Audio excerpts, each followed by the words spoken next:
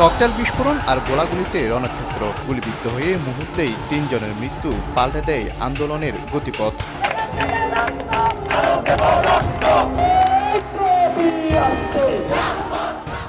2024-এর 16 জুলাই পূর্ব নির্ধারিত সময় দুপুর 2টায় চট্টগ্রাম নগরীর 16 শহর থেকে আন্দোলন শুরুর কথা শিক্ষার্থীদের, কিন্তু আগে থেকে সেখানে ছাত্রলীগ অবস্থান নেয়। বৈষম্য বিরোধী ছাত্র আন্দোলনকারীরা জড়ো হন মুরাদপুরে। বিকেল 3টায় মুরাদপুর আর 16 শহরের মাঝখানে শিক্ষা বোর্ডের সামনে দুই পক্ষ মুখোমুখি হয়। ধাওয়া পাল্টা ধাওয়া, ককটেল বিস্ফোরণ, গোলাগুলিতে পরিণত হয় যুদ্ধক্ষেত্র।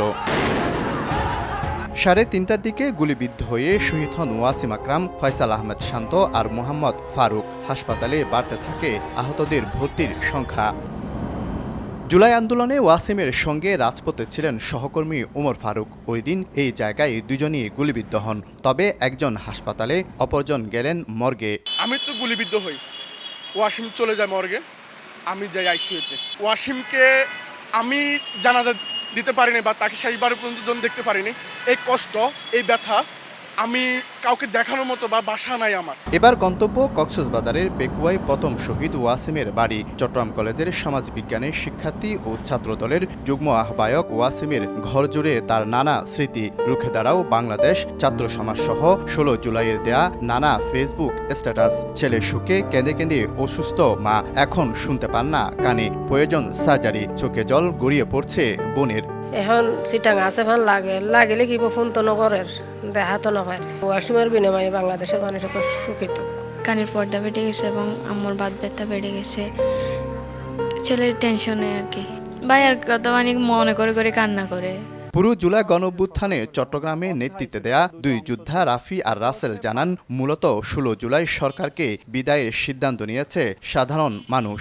সেদিন আসলে ঠিক হয়ে গিয়েছিল যে খুনির সাথে কোনো রকম আর সংলাপ হবে না, খুনির সাথে আর কোনো রকম গোল টেবিল বৈঠক হবে না।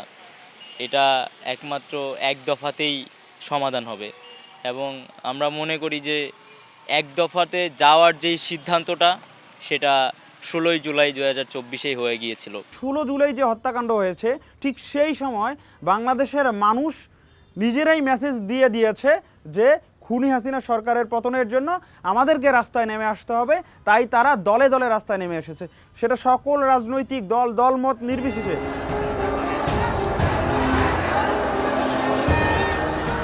16 জুলাই মুরাদপুরের এই জায়গায় গুলিবিদ্ধ হয়ে মারা যায় ওয়াসিম সহ অন্তত 3 জন। মূলত এই হত্যাকাণ্ডের পর কোটা আন্দোলন রূপ নেয় এক দফার সরকার পতন আন্দোলনে।